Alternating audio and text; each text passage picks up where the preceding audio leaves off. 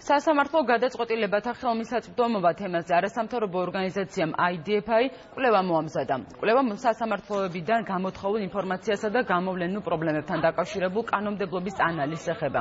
იმისთვის, რომ საკითხი ძირეულად შესწავლილიყო, IDFI-მ საჯარო ინფორმაციის მოთხოვნის შესახებ განცხადებები საერთო სასამართლოთა სისტემაში შემავალ ყველა სასამართლოში გააგზავნა. ჩატარებული კვლევის საფუძველზე საქართველოში არსებობს რამდენიმე ძირითადი პრობლემა. ერთ-ერთი პრობლემაა ის, რომ ბალანსი პერსონალურ მონაცემთა დაცვასა და საჯარო ინფორმაციის გაცემას შორის დარღვეულია. პრობლემის მოგვარება კი შესაძლებელია, ასე ფიქრობენ არასამთავრობო ორგანიზაციაში. კანონში ცვლილებები არის საჭირო, საუბარია პერსონალურ მონაცემთა დაცვის მე-6 მუხლის ცვლილებაზე, სადაც უნდა ჩაემატოს პუნქტი, რომლის მიხედვითაც შესაძლებელი იქნება სასამართლო გადაწყვეტილებების გასაჯაროება.